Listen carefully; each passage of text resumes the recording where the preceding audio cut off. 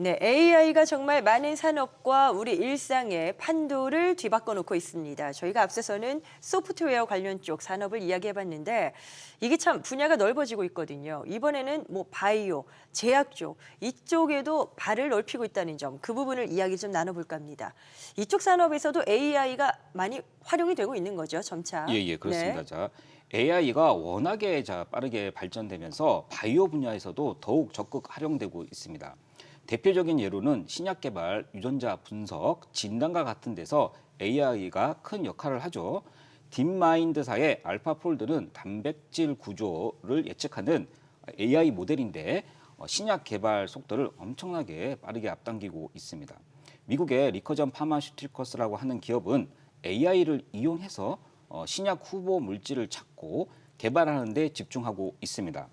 국내에서는 누닛, 뷰노와 같은 그 AI 기반 영상 분석 기술을 이용해서 암 진단이나 질병 예측을 분석하고 있습니다.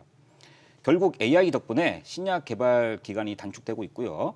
질병 진단의 정확도가 굉장히 높아지고 바이오 산업 전반에서 혁신이 일어나고 있다 그렇게 보시면 되겠습니다. 네. 앞으로 AI 플러스 바이오 조합이 더 커질 가능성이 크니 관련 기업들을 주목하시는 것이 좋겠습니다. 자, 바이오주 이야기가 나왔으니까 이제 전반적인 분위기를 한번 따져보면 좋을 것 같은데 국내 바이오주 실적이 좋았다는 걸 많이 뉴스로 접하셨을 겁니다. 역대급이었다고 하는데 어느 정도 좋았던 걸까요? 네, 대내외적인 좀 변수가 있었음에도 불구하고 국내 주요 제약 바이오 기업들의 지난해 실적은 역대급을 기록을 하였습니다.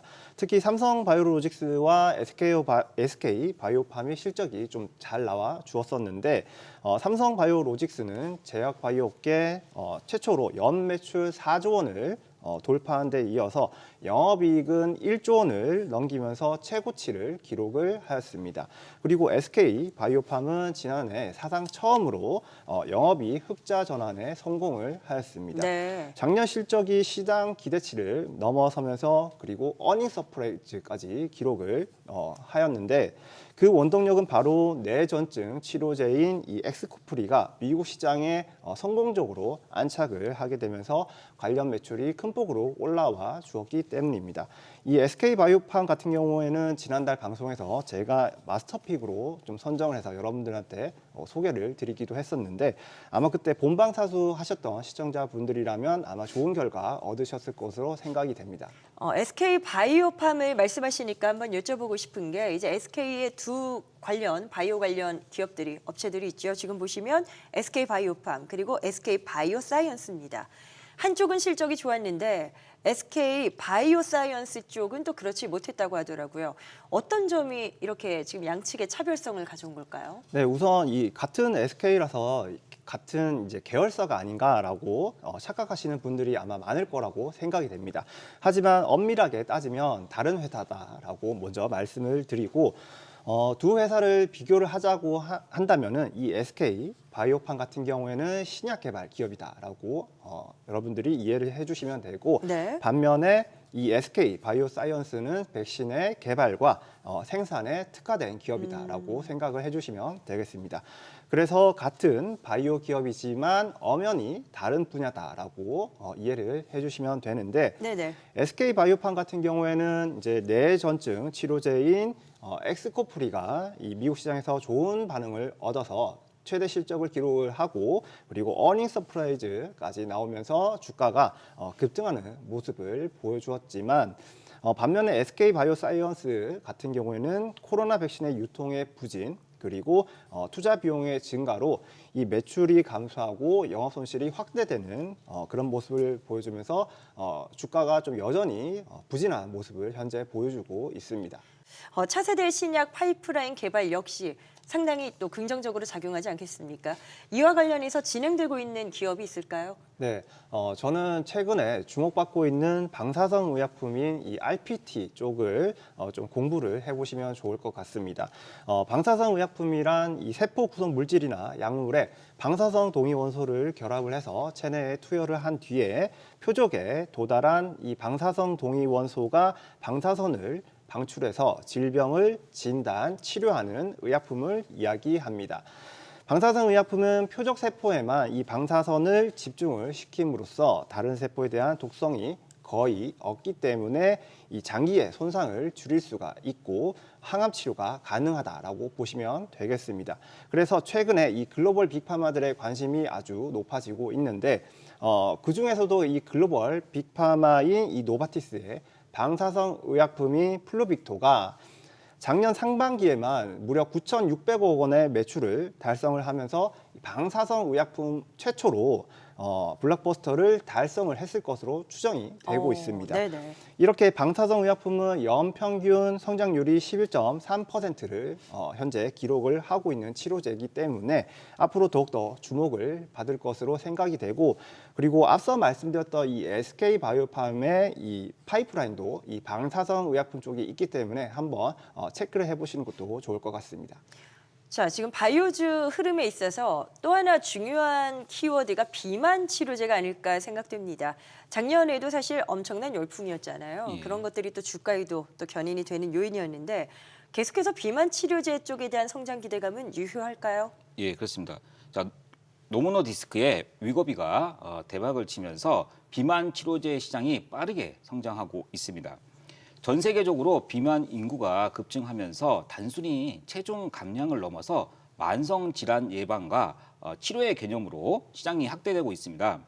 이러한 흐름에 맞춰 국내 바이오 기업들도 앞다퉈서 비만 치료제 시장에 뛰어들고 있습니다. 특히 글로벌 제약사들과 협업을 해서 기존 주사형 치료제를 장기 지속형으로 개선하거나 또는 먹는 약 형태로 개발하여 차별화된 전략을 추진 중에 있습니다. 비만 치료제가 사실 미용 목적보다도 물론 그런 목적도 있겠습니다만 치료 목적으로 점차 확산되어 가면서 앞으로 엄청난 성장성을 보일 것이다. 이런 기대감이 일부에서 있거든요. 예. 정말 계속해서 전망을 긍정적으로 가져가도 괜찮을까요? 예, 앞으로의 비만 치료제 시장은 단순히 다이어트의 목적을 넘어서 당뇨, 심혈관 질환 예방과 연계되면서 더욱 확대될 가능성이 큽니다. 또한 가격 경쟁력과 보험 적용 여부가 핵심 변수로 작용할 것이고요. 이에 따라서 시장의 성장이 가속화될 수도, 그리고 조정 국면을 거칠 수도 있습니다만 혁신적인 신약 개발과 치료 편의성이 개선되는 방향으로 가고 있는 만큼 중장기적으로는 지속적인 성장이 기대되는 분야입니다. 알겠습니다. 자, 바이오 분야의 주요 이슈들 점검해보고 있는데 또 하나 이번엔 JP모건 헬스케어 컨퍼런스에서 다뤄졌었던 주목할 만한 업종 그 분야 항암제 쪽이 언급됐다는 걸 짚어볼까 합니다. 자, 항체 약물 접합체 ADC라고 이제 많이들 지금 이제 시장에서 이야기가 되고 있죠. 이 ADC가 대표화되었다고 하는데요.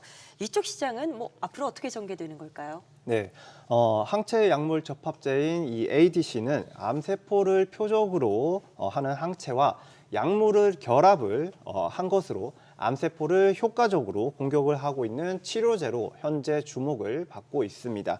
ADC는 항체에 이 세포 독성 약물을 결합을 하면 이 항체가 암세포까지 일종의 길 안내 역할을 하게 되는 것이고, 세포 독성 약물은 이 암세포 안에서만 방출을 하게 되는 것입니다.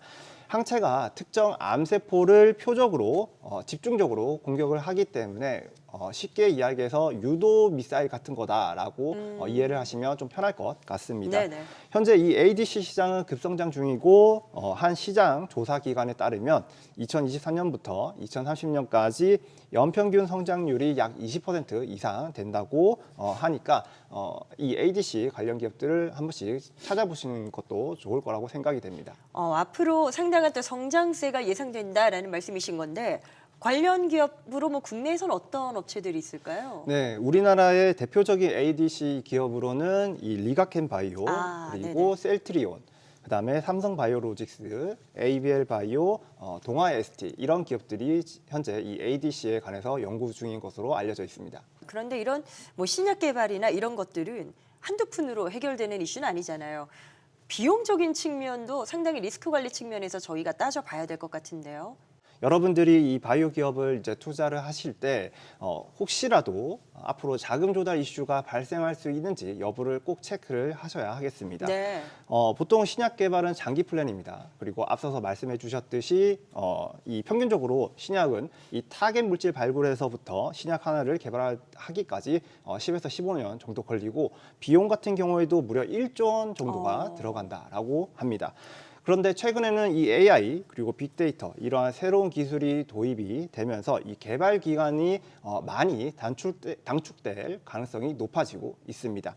하지만 그래도 여전히 장기간의 시간과 그리고 높은 비용이 들어가는 것은 마찬가지인데 그렇기 때문에 이렇게 연구 개발 비용이 계속해서 적자로 작용을 하게 된다면 기업 입장에서는 자본 잠식도 발생을 할 수 있는 것이고 이렇게 되면은 자금 조달 이슈가 발생을 하게 되는 것입니다. 그래서 바이오 기업들을 보시면 유상증자나 전환사채 이런 것들을 많이 찍어내는 기업들을 한 번쯤 여러분들이 확인을 하실 수가 있겠는데 이렇게 많이 찍어내다 보면은 기업의 주가는 꾸준하게 우하향하게 되면서 주식수만 많아지는 기업들을 좀 많이 보실 수가 있었을 겁니다. 네네. 그래서 여러분들이 바이오 기업들에 투자하실 때는 이런 기업들을 좀 선별해서 투자를 해야 된다라고 말씀을 드리겠습니다. 자, 바이오주에 대해서 여러모로 지금 이야기를 나눠보고 있습니다. 잠시 후에는 김도연 자문역이 준비하고 있는 마스터픽을 만나보실 수 있겠고요. 자, 먼저 두 분의 관심주부터 체크하겠습니다. 김대준 자문역님은 바이오주에서는 어떤 기업을 주목하십니까? 예, 제가 관심 있게 보는 종목은 유한양행입니다. 아, 네네. 예, 유한양행의 폐암 치료제인 렉라자와 병령요법으로 쓰이는 존슨의 이중 항체 치료제 리브리반트는 현재 정맥 주사입니다.